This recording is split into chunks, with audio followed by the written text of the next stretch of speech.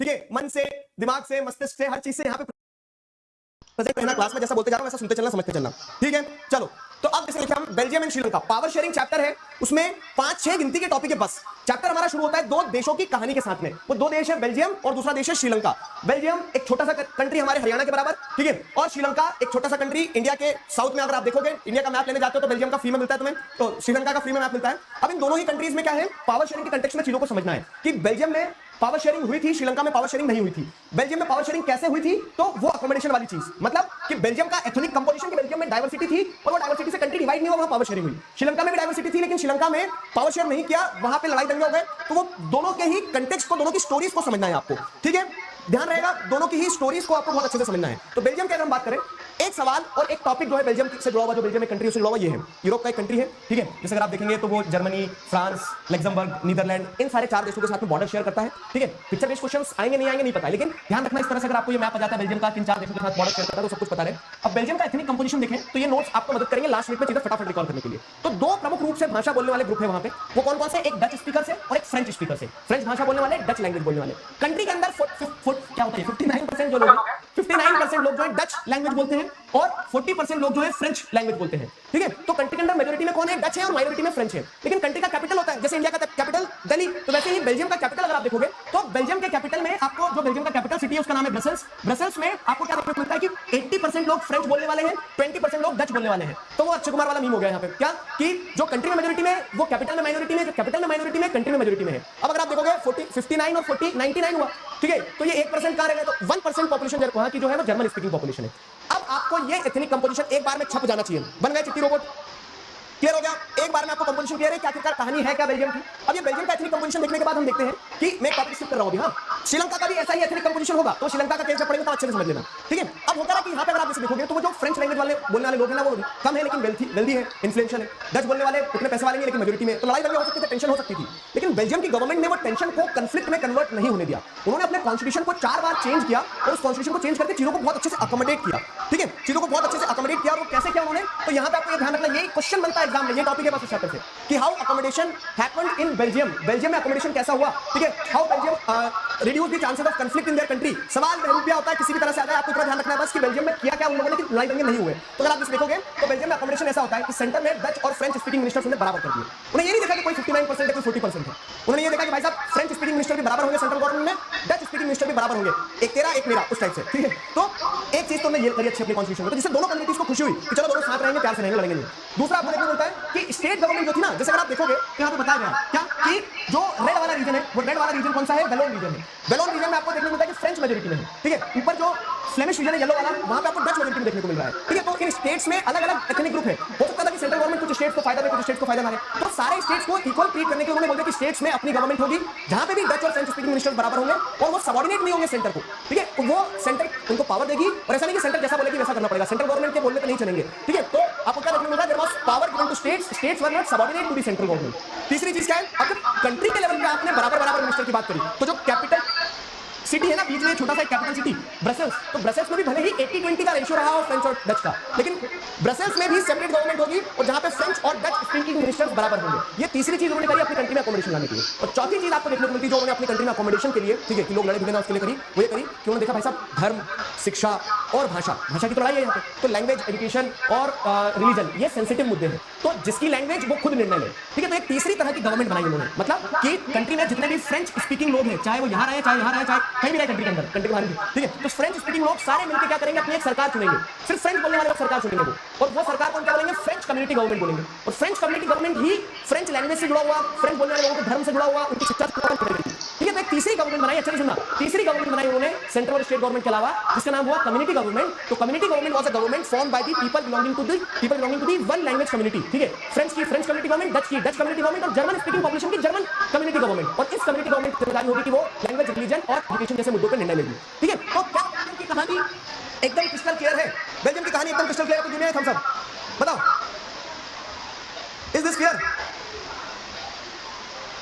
Belgium की कहानी एकदम क्रिस्टल क्लियर है, बताओ भाई,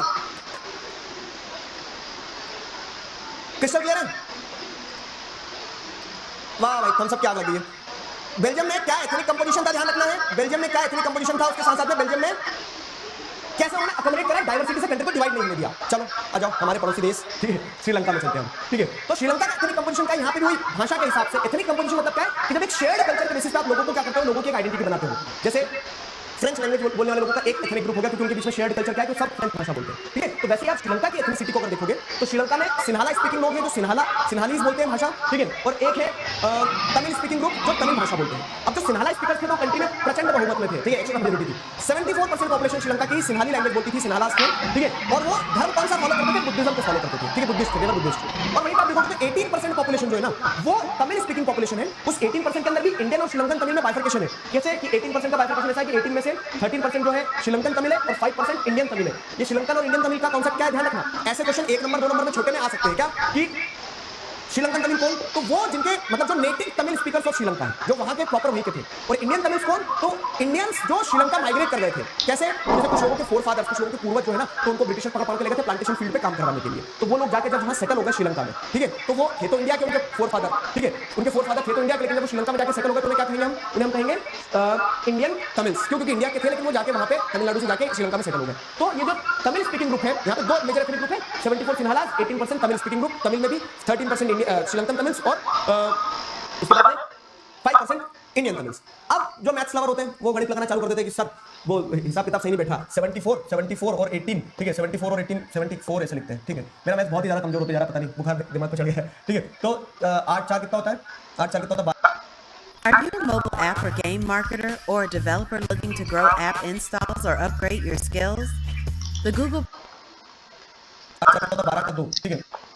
मेरा मैथ्स बहुत ही ज्यादा कमजोर होता जा रहा, पता नहीं बुखार दिमाग पे चढ़ गया है, ठीक है। तो 8 4 कितना होता है, 8 4 कितना होता है, 12 का 2, ठीक है, और यहाँ पे 1 गया तो 7 और 1 8 और 1 9 हो गया, 92 हो गया, ठीक है। और अब मैं बोल रहा हूँ कि 7% क्या है, क्रिश्चियंस है। तो 7% अगर क्रिश्चियंस है तो अभी भी सर 99 ही हुआ, ठीक है। डेट ऑल 99% कीटाणु ही मारता है, 1% रह जाते हैं, तो वो 1% कहाँ गए, ठीक। तो ये कंफ्यूजन मत रखना दिमाग में। पहली बात तो आपसे 1% के हिसाब किताब को कोई नहीं पूछेगा, और दूसरी चीज मैं आपको समझा भी देता हूँ 1% पॉपुलेशन कहाँ गई है। देखो अच्छे से समझना, 74 सिन्हालास है, 18% तमिल स्पीकर है, जिसमें इंडियन तमिल से और श्रीलंकन तमिल से। उसके अलावा जैसे अगर आप देखोगे ना तो ये इंडियन तमिल और श्रीलंकन तमिल जो है तो ये या तो हिंदूज हैं या फिर मुस्लिम है, इस्लाम को फॉलो करते हैं, हिंदुइज्म को फॉलो करते हैं। इसके अलावा क्रिश्चियंस है 7% पॉपुलेशन, 7% पॉपुलेशन क्रिश्चियंस है। मतलब ये लैंग्वेज ग्रुप नहीं है, ये धर्म का बता रहे हैं। और ये जो क्रिश्चियंस है तो वो तमिल और सिन्हाला दोनों बोलते हैं। मतलब कि ये 7% ऑलरेडी 74 में और 24 के बाद में 18% में इंक्लूडेड है। तो 74 और 18 92 हो गया, 8% और भी दूसरी भाषाएं बोलने वाले लोग हैं। ये जो धर्म के हिसाब से क्लासिफिकेशन बताया ना कि 74 बुद्धिस्ट है, 18% जो है तो वो 18% जो है 18% और 18% में हिंदूज और मुस्लिम्स आ गए, और एक पॉपुलेशन का कंपोजिशन जो क्रिश्चियंस हैं, जो क्रिश्चियनिटी को फॉलो करते हैं। तो कुछ क्रिश्चियंस ऑलरेडी सिन्हाला स्पीकर्स हैं और कुछ क्रिश्चियंस ऑलरेडी तमिल स्पीकर्स हैं। तो 8% और अदर लैंग्वेज ग्रुप्स हैं, वो अदर लैंग्वेज ग्रुप्स की बात ही नहीं की जा रही है। ये 7 को 74 18 के अंदर ऑलरेडी इंक्लूडेड मानना। नहीं समझ में आया तो इसको ऐसे इग्नोर करना, जैसे तुम क्या कर रहे हो, जैसे तुम इस समय बहुत सारी दूसरी चीजें इग्नोर करके सिर्फ इस चीज पर फोकस करो कि पढ़ना है। तो 1% पॉपुलेशन के चक्कर में मत पढ़ना, तुम्हें एथनिक कंपोजिशन ब्रॉडली ध्यान रहना चाहिए बस कि एथनिक कंपोजिशन है क्या ब्रॉडली, ठीक है, समझ आया। और ये नकली दिगराज सिंह राजपूत कौन है,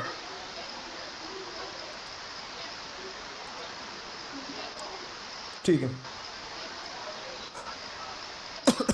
तो एथनिक कंपोजिशन पूरा आपको समझ में आ गया यहाँ पे। अब टेंशन यहाँ भी हो सकती है। और अच्छा ये चीज भी देखना मैप में कौन किधर रह रहा है, ये क्वेश्चन बन जाता है। एक बार, दो बार, तीन बार में देखे क्वेश्चन कि आप जैसे देखोगे तो यहाँ पे आपको देखने को मिलता है क्या कि पूरी कंट्री में जो कंट्री का सेंट्रल पार्ट और सदर्न पार्ट है वहां पे सिन्हालास डोमिनेट कर रहे हैं मेजॉरिटी में। कंट्री का जो नॉर्थ और ईस्ट वाला पार्ट है वहां पे तमिल्स रहते हैं, श्रीलंकन तमिल्स रहते हैं, ठीक है। तो कंट्री का मैप पे आपको ये समझ में आ गया। बाकी जैसे आप देखेंगे तो इंडियन तमिल श्रीलंकन तमिल होगा, जैसे मुस्लिम जो है पूरी कंट्री में इवनली डिस्ट्रीब्यूटेड है, ठीक है। तो ये एथनिक कंपोजिशन हो गया। श्रीलंका का हमने देख लिया क्या स्थिति है, टेंशन यहाँ पे भी है सिन्हालास और तमिल्स के बीच में। लेकिन यहाँ तो पावर शेयर करी उन्होंने बेल्जियम में, श्रीलंका में पावर शेयर नहीं हुई। श्रीलंका में जब पावर शेयर नहीं हुई तो आपको क्या देखने को मिलता है, श्रीलंका में क्या हुआ, श्रीलंका में लड़ाई हुई। श्रीलंका में मेजोरिटेरियनिज्म की आइडियोलॉजी को फॉलो किया गया। कभी-कभी डिफाइन टाइप में मेजोरिटेरियनिज्म क्या होता है ये पूछ लिया जाता है। तो मेजोरिटेरियनिज्म क्या होता है, सिंपल समझना कि जब मेजोरिटेरियनिज्म की डेफिनेशन समझना कि मेजोरिटेरियनिज्म मतलब ये कि जब एक मेजोरिटी कम्युनिटी डोमिनेट करने की कोशिश करती है माइनॉरिटी कम्युनिटीज के ऊपर, disregarding the interest and the beliefs of minority community, ठीक है। माइनॉरिटी कम्युनिटी ये सोच रही है कि मुझे तो सिर्फ रूल करना है, कैसे भी करना है, माइनॉरिटी माने या ना माने। तो ये क्या है, मेजोरिटेरियनिज्म की प्रैक्टिस होती है। आइए हम लगाए तो हमारा थंब रूल क्या है कि मेजोरिटेरियनिज्म इज अ बिलीफ, जहां पे आपको क्या देखने को मिलता है, मेजोरिटेरियनिज्म एक बिलीफ है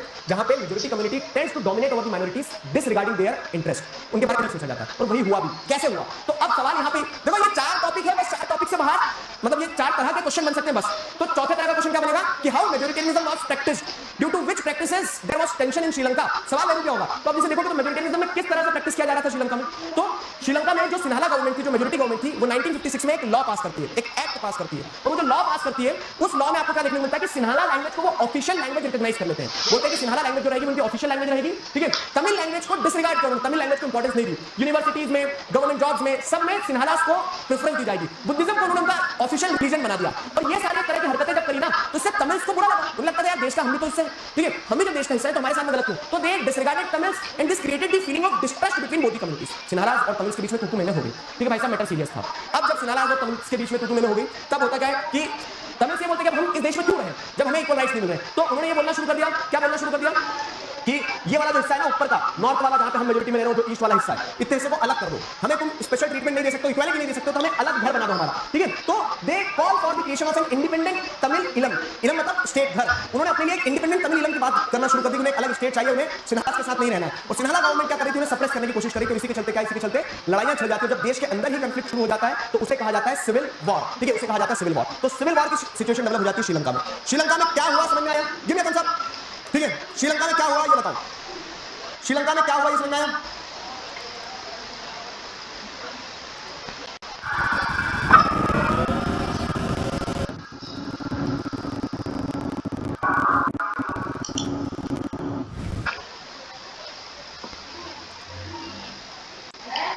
मैं असली दिखा सकता हूं, चल झूठे, ठीक है। श्रीलंका में क्या हुआ समझ में आया। सिविल वॉर क्या होती है, तो civil war is a situation, ठीक है, civil war is a situation where two different communities within the country, ठीक है, फाइट अमंग देमसेल्व्स। जब दो लोग देश के अंदर ही लड़ने लगते हैं आपस में, तो उसे क्या कहा जाता है, रिलीजन एंड एथनिक्स सिमिलर। देखो एथनिक एक ब्रॉड टर्म हो गया, वो भाषा के हिसाब से हम एक एथनिक ग्रुप हो सकते हैं, ठीक है। हो सकता है कि हम एक क्षेत्र के हिसाब से हम एक जैसे नस्ल के लोग, तो शेयर्ड कल्चर वो किसी भी बेसिस पे हो सकता है। रिलीजन के बेसिस पे शेयर्ड कल्चर है तो भी हम बोल सकते हैं कि एक ही एथनिक ग्रुप के लोग, ठीक है। रिलीजन के बेसिस पे भी वो हो गया। What is the difference between communalism and majoritarianism? If there is any, I have been following you since 6th, never got less than 76 out of 80. इस बार पूरे 80 लेके आना। और देखो हार्ड टॉक्स बहुत सारे बच्चे 10th के बाद में क्या साइंस ले लेगा, कोई कॉमर्स ले लेगा। तो this is the last paper I guess जो आप एसएसटी के साथ लेने वाले हो। अगर आप ह्यूमैनिटीज ले रहे हो तो फिर लंबा चलेंगे अपन, नहीं तो फिर क्या है अलग अलग जाओगे। तो इस बार बेस्ट लेके आना अपना एसएसटी एग्जाम, ठीक है। तो एक बोलते ना कि बेस्ट फेयरवेल टू एसएसटी, वो लेके आना। तो अब मैं आपको क्या बता रहा हूँ यहाँ पे, जो आपने पूछा कि मेजोरिटेरियनिज्म और कम्युनिज्म में क्या डिफरेंस है। जब धर्म के आधार पर आप मेजॉरिटी चलाने की कोशिश करोगे वो कम्युनिज्म कहलाएगा। सिंपल डेफिनेशन कि जब religion as a basis of identity देखा जाता है उसके थ्रू आप डोमिनेट करने की कोशिश करते हो। लेकिन कम्युनिज्म के अगर ये कम्युनिज्म, लेकिन मेजॉरिटेरियनिज्म में कोई भी बेसिस हो सकता है, कुछ भी बेसिस हो सकता है। कुछ भी बेसिस मतलब क्या कि जैसे आप लैंग्वेज देख रहे हैं, तो जब लैंग्वेज के बेसिस पर डोमिनेट करने की बात करोगे तो वो क्या कहलाएगा, लैंग्वेज के बेसिस पर डोमिनेट करने की बात करोगे तो वो मेजॉरिटेरियनिज्म कहलाएगा। मेजॉरिटेरियनिज्म मतलब कि बेसिस कुछ भी हो सकता है, लैंग्वेज हो सकता है, रिलीजन हो सकता है, कास्ट हो सकता है, जेंडर हो सकता है। लेकिन जब आप स्पेसिफिकली धर्म के हिसाब से डोमिनेट करने की कोशिश करोगे तो वो क्या कहलाएगा, वो आपका वो कहलाएगा कम्युनलिज्म, ठीक है। Got it. चलो बहुत सारे बच्चे आर्ट्स ले रहे हैं, हैप्पी टू नो दिस कि बहुत सारे बच्चे आर्ट्स ले रहे हैं। आगे बढ़ते हैं इसी बात पे। जैसे अगर आप देखोगे तो अगला टॉपिक क्या आता है, अगला टॉपिक निकल के आता है why power sharing is desirable. Power sharing desirable क्यों है, पावर शेयरिंग क्यों नेसेसरी है, पावर शेयरिंग करना क्यों आखिरकार। तो हमने देख लिया कि जहां पावर शेयरिंग हुई वहां प्रेम भाव से लोग रह रहे हैं, जहां पावर शेयरिंग नहीं हुई वहां पे लड़ाई दंगे हो गए। तो इस कंटेक्स्ट में power sharing is very essential. तो अब लेकिन सवाल एग्जाम में आता है कि पावर शेयरिंग क्यों जरूरी है, तो आपको दो चीजें ध्यान रखना है। एक होता है मॉरल रीजन। देखो दिखती बात है, घर में दो भाई है, ठीक है, तो वो तुम्हारे छोटे भाई। अब क्या हो रहा है कि अगर तुम्हारे परिवार में तुम्हें ज्यादा प्रेफरेंशियल ट्रीटमेंट दी जा रही है, छोटे भाई को उतना नहीं पूछ रहे, तो क्या होगा, तो ये होना तो है कि चटाचट लड़ाई चलोगी और जो पिट रहा है वो बड़ा भाई है, जो पीट रहा है वो छोटा भाई है, ठीक है। तो इस तरह से क्या है, अगर पावर बराबर नहीं शेयर करी तो ये होना तय है। लेकिन जब आप पावर शेयर कर देते हो तो जैसे यहाँ पे क्या है प्रॉपर अकोमोडेशन हुआ, लेकिन यहाँ पे प्रॉपर अकोमोडेशन नहीं हुआ, ठीक है, यहाँ पे प्रॉपर अकोमोडेशन नहीं हुआ। तो आपको क्या देखने को मिलता है कि पावर शेयरिंग इसलिए डिजायरेबल है क्योंकि उससे आप चांसेस ऑफ कंफ्लिक्ट रिड्यूस कर देते हो। तो एक प्रूडेंशियल रीजन, प्रूडेंशियल मतलब समझदारी भरा, कि पावर शेयर करने में ही समझदारी है। पावर शेयर करोगे तो it will reduce the chances of conflict, stability होगी पॉलिटिकल ऑर्डर में, पॉलिटिकल ऑर्डर स्टेबल रहेगा। टेंशन जो है वो क्या होता है कि जैसे आप देखोगे ना मेजॉरिटी कम्युनिटी माइनॉरिटी कम्युनिटी के बीच में टेंशन नहीं रहेगी, सबके पास पावर है, सब आराम से रहेंगे, ठीक है। तो उस कंटेक्स्ट में पावर शेयरिंग जरूरी है कि पावर शेयर कर दो तो the chances of conflict will be reduce, there will be stability in political order, ठीक है। डोमिनेंस ऑफ मेजॉरिटी कम्युनिटी, ठीक है, मेजॉरिटी बाय द माइनॉरिटी, नहीं domination of majority over the minority, ठीक है, over minority will not take place. और अगर आप डोमिनेशन कर भी रहे हो तो शॉर्ट टर्म में बहुत अच्छा लगेगा, लेकिन लॉन्ग टर्म में वो कंट्री में ऐसे कंफ्लिक्ट करवाई देगा। तो पावर शेयर करो, समझदारी भरा काम है। पोटेंशियल रीजन यही है पावर शेयरिंग का, जिससे आप कंफ्लिक्ट को रिड्यूस कर दोगे, आपके कंट्री में स्टेबिलिटी रहेगी, पॉलिटिकल स्टेबिलिटी, डोमिनेंस नहीं होगा मेजॉरिटी का ओवर माइनॉरिटी, और चीजें सही चलेगी, स्मूथ चलेगी, ठीक है। ये पोटेंशियल रीजन है, ये पोटेंशियल रीजन हो गया। क्या होगा चैट में ये, चलो सोशल बेस वाले आर्ट्स लेंगे। ठीक है, अब आगे जैसे देखते हैं तो एक और मोरल रीजन होता है। मोरल रीजन मतलब क्या है कि पावर शेयर करने से एक और फायदा है। फायदा या फिर ऐसा कह लो कि अगर आप बोलो कि आप एक अच्छे बच्चे हो, तो अगर आप एक अच्छे बच्चे हो तो आपको क्या ध्यान रखना होगा? आपको ये ध्यान रखना होगा कि आप रोज सुबह टाइम से उठ रहे हैं, आप पढ़ रहे हैं, आप आज्ञाकारी हो, वही टिपिकल अच्छे बच्चे की डेफिनेशन। तो वैसे अगर आप कह रहे हो कि आप डेमोक्रेसी हो, ठीक है, आप डेमोक्रेसी हो तो डेमोक्रेसी की तरह दिखाओ ना। डेमोक्रेसी में इक्वालिटी होना चाहिए, डेमोक्रेसी में जस्टिस होना चाहिए, डेमोक्रेसी में पावर शेयरिंग होना चाहिए। तो अगर आप समझोगे चीजों को कि मॉरल रीजन जो है डेमोक्रेसी का वो ये है कि it is the basic spirit of democracy. अगर आप पावर शेयरिंग करोगे तो तभी तो आप डेमोक्रेसी कहलाओगे, या फिर अगर आप डेमोक्रेसी हो तो आपको पावर को शेयर करना ही पड़ेगी। समझ आ रहा है? ठीक है, तो it ensures that all citizens are heard and consulted. जब आप पावर शेयर करोगे तो उससे आप ये इंश्योर करोगे कि सभी को आप मौका दे रहे हो, सभी आपके साथ में मिलकर उस कंट्री का हिस्सा बन पा रहे हैं, भाग बन पा रहे हैं। तो अब मैं आपको एक जादू दिखाता हूं कि इस चैप्टर से टॉपिक्स गिने हुए हैं क्या कि बेल्जियम का एथनिक कंपोजिशन पता होना चाहिए, क्वेश्चन बनता है, अकोमोडेशन पता होना चाहिए, इसको क्वेश्चन बनता है। ठीक है, श्रीलंका का एथनिक कंपोजिशन क्या है? श्रीलंका में अकोमोडेशन नहीं होता, वहां लड़ बैठे थे तो वहां एथनिक वहां पे ऐसा क्या हुआ था? मेजोरिटेरिज्म क्या था? ये पूरा चैप्टर रिकॉल हो रहा है। ठीक है, अब ये सब समझने के बाद हमें समझ में आता है कि पावर शेयरिंग पावर शेयर करना चाहिए या नहीं। तो पावर शेयर करना चाहिए, उसके पीछे एक प्रूडेंशियल रीजन, एक मॉरल रीजन है। प्रूडेंशियल रीजन ये है कि वो चांसेस ऑफ कॉन्फ्लिक्ट रिड्यूस कर देता है, पॉलिटिकल स्टेबिलिटी रहती है। और मॉरल रीजन ये है कि आप अगर डेमोक्रेसी हो तो पावर शेयर करो ना। ठीक है, it is the basic spirit of democracy. Democracy में people are required to be consulted, people are required to be heard. Got it? Thumbs up दो मुझे अगर यहां तक चीज समझ आ गई तो। स्टेटमेंट वाले जेंडर चैप्टर से आते हैं, थोड़ा कंफ्यूजन रहता है कैसे आंसर ठीक करें, अभी बता रहे हो। जाओ स्टेटमेंट वाले घबराओ नहीं, ठीक है। शाउट आउट टू देवयागपाल, हेलो पहचाना क्या? ए पढ़ लो लिख लो चुपचाप, ठीक है। अब अगर आप इस लिखोगे ना तो इसके अलावा एक और टॉपिक है बस इस चैप्टर में, और वो टॉपिक क्या है? वो ये है कि जब पावर शेयरिंग इतनी इंपॉर्टेंट है तो पावर शेयरिंग करी कैसे जाती है? सेशन शेयर नहीं करा तुमने अपने क्लासमेट्स के साथ, ठीक है।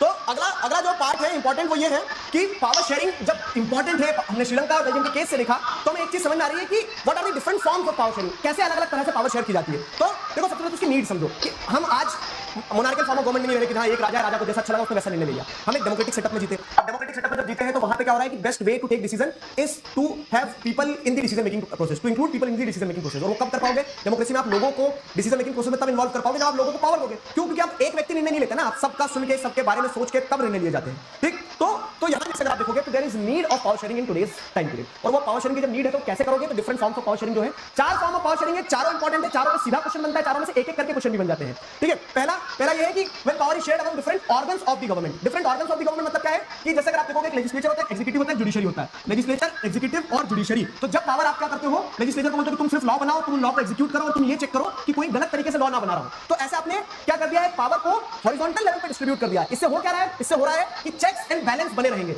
आंसर क्या लिखना रहेगा? देखो क्वेश्चन अगर ऐसा आ गया कि how power shared among different levels of government, ये डिफरेंट ऑर्गन्स ऑफ गवर्नमेंट। तो डिफरेंट ऑर्गन्स आपको क्या क्या देखने को मिलते हैं? Legislature, executive, judiciary. इनके बीच में पावर शेयर करो तो हॉरिजॉन्टल लेवल पे पावर शेयर होगी। हॉरिजॉन्टल लेवल पे पावर शेयर होने से चेक्स एंड बैलेंस बना रहता है। ठीक है, तो horizontal form of power sharing, executive, legislature, judiciary के बीच में पावर शेयर करना, इससे क्या इंश्योर होता है कि किसी एक ऑर्गन के पास में अनलिमिटेड पावर नहीं है, चेक्स एंड बैलेंस बना रहता है। सुनो मेरी बात, हल्के में ले रहा हूं, मैं एक बार फिर बता रहा हूं तुम्हें कि these notes are crisp, precise, to the point. तुम्हारे आंसर में पूरी बुक नहीं लिखना है, तुम्हें उतना ही लिखना है जो क्रक्स है, और ऐसे रिवाइज करते चलना। अगर क्वेश्चन आ गया तो इस क्वेश्चन का आंसर पूरा का पूरा इस एक लाइन में लिखा हुआ है।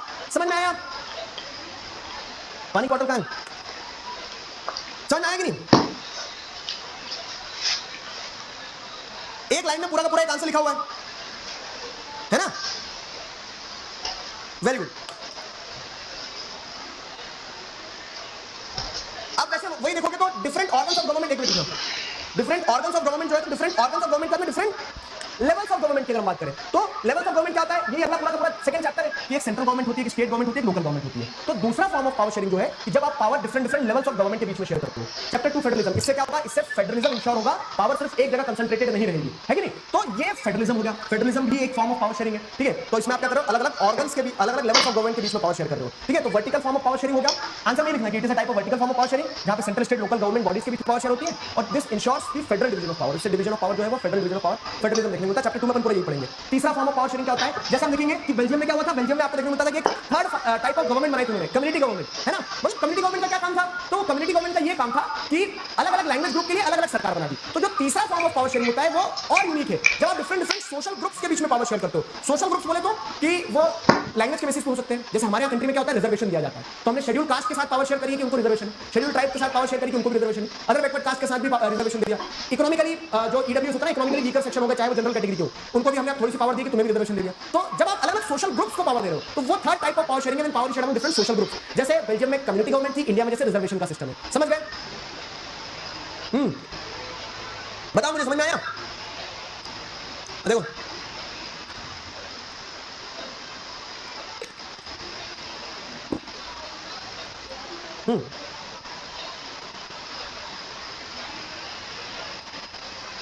Very good. It accommodate When power is shared among different social group, तो it accommodates social diversity, जो भिन्नता है सामाजिक उसको डाइवर्सिटी को अकोमोडेट करती है। हिस्टोरिकली और मार्जिनलाइज्ड कम्युनिटीज को आप इससे क्या कर सकते हो, डिसीजन मेकिंग प्रोसेस में इंक्लूड कर सकते हो। This is the third type of power sharing. Example community government ध्यान रखना, एग्जांपल रिजर्वेशन इन इंडिया ध्यान रखना, ठीक है। चौथा form of power sharing chapter का लास्ट टॉपिक जो है वो क्या है, when power is shared among different political parties, pressure groups and movements। मतलब जैसे अगर आप देख रहे हैं कि जब एक सरकार बनाना है तो किसी एक पॉलिटिकल पार्टी को मेजॉरिटी नहीं मिली तो आपने क्या देखा कि आओ जी गठबंधन बना लेते हैं, ठीक है। तो जब दिख रहा है कि एक से नहीं सरेगी तो बहुत सारे लोग एक साथ आ जाते हैं, ठीक है। तो वो क्या है, वो भी एक फॉर्म ऑफ पावर शेयरिंग तो है कि पॉलिटिकल पार्टीज आपस में पावर शेयर करने लिए। प्रेशर ग्रुप्स और मूवमेंट क्या, ये समझाता हूं, देखो आपको। जैसे ट्रेडर्स हैं तो सारे ट्रेडर्स एक साथ इकट्ठे हो जाते हैं जब उनको लगता है कि सरकार के जो लॉ बन रहे हैं लॉ हमारे फेवर में नहीं है। जैसे फार्मर्स हैं तो सारे फार्मर्स ने देखा कि यार सरकार जो लॉ बना रही है हमारे फेवर में नहीं, तो सारे फार्मर्स एक साथ आ गए। तो वो क्या करते हैं, सरकार के ऊपर प्रेशर बनाते हैं। तो अब सरकार को पता है कि अगर हमें क्या करना है, कुछ एग्रीकल्चरल लॉ बनाना है तो पहले फार्मर्स के जो ग्रुप्स हैं, जो प्रेशर ग्रुप्स हैं, उनको हमें डिसीजन मेकिंग प्रोसेस में इंक्लूड करना होगी। तो जब आप उनको प्रेशर ग्रुप्स को अपने साथ इंक्लूड करोगे तो फिर क्या हो जाएगा, आराम से आपने उनको पावर दी तो आपके साथ काम करेंगे, ठीक है। तो इस तरह से पॉलिटिकल पार्टीज, प्रेशर ग्रुप्स और मूवमेंट क्या है। अब यही प्रेशर ग्रुप्स जैसे अगर आप देखेंगे तो इन्वायरमेंटलिस्ट लोग जो है, इन लोगों ने जब जैसे देखा कि यार डैम बनने से नुकसान हो रहा है तो उन्होंने एक मूवमेंट छेड़ दिया। तो वो मूवमेंट क्यों छेड़ा है, ताकि वो अपनी इस पावर को एक्सरसाइज कर पाए कि नहीं यहाँ डैम नहीं बनना चाहिए। तो pressure groups, political parties, movements के बीच में जब पावर शेयर होता है तो वो भी एक फॉर्म ऑफ पावर शेयरिंग है। जैसे जब मल्टीप्लिसिटी ऑफ व्यूज है, अलग अलग प्रकार के व्यूज हैं, तो वो अलग अलग प्रकार के व्यूज आप मल्टी पार्टी सिस्टम के थ्रू क्या कर सकते हो, इनकॉर्पोरेट कर सकते हो अलग अलग पार्टीज के बीच में पावर शेयर करके। जब कोलिशन गवर्नमेंट बनती है, कोलिशन गवर्नमेंट क्या है, गठबंधन की सरकार, जब किसी एक पार्टी को क्लियर मेजॉरिटी ना मिले तो मल्टीपल पार्टीज एक साथ आती है। समझ गए, ये था छोटा सा प्यारा सा चैप्टर। एक बार मैं रिकैप करवाता हूं, चलो मैं, ठीक है, एक बार मैं रिकैप करवाता हूं इंपॉर्टेंट क्वेश्चंस पे जाने से पहले। वो रिकैप कैसा होगा कि इस चैप्टर में बेल्जियम और श्रीलंका की दो की कहानी है। बेल्जियम का कंपोजिशन, श्रीलंका का कंपोजिशन। बेल्जियम में अकोमोडेशन कैसे हुआ, श्रीलंका में अकोमोडेशन क्यों नहीं हुआ, मेजॉरिटेरियनिज्म। तो इस पूरी कहानी सुनने के बाद में एक सवाल निकल के आता है कि क्या पावर शेयरिंग डिजायरेबल है। Yes, power sharing is desirable. कैसे पावर शेयर करोगे, तो पावर शेयर करने का सीधा सा तरीका हमारे पास क्या है कि आप एक मॉरल रीजन, एक प्रूडेंशियल रीजन है। Why power sharing is desirable पहले ही आता है, तो मॉरल और प्रूडेंशियल रीजन बता दिया। और उसके बाद में what are the different forms of power sharing. तो चार फॉर्म ऑफ पावर शेयरिंग है, different organs of government, different levels of government, different organs levels के बाद में डिफरेंट ग्रुप्स, ठीक है, डिफरेंट सोशल ग्रुप्स जो होते हैं ना उनके बीच में पावर शेयर करना। और एक है when power shared among political parties, pressure group and movements. चारों form of power sharing clear हुआ, बताओ। थोड़ा बहुत भूल जाता हूं मैं कभी-कभी, ठीक है। मैं बहुत मारूंगा, ब्रेक किसी ने बोला तो अगर। What led to the rise of revolutionaries after establishment of conservative regime in Europe? कभी कंजर्वेटिव ने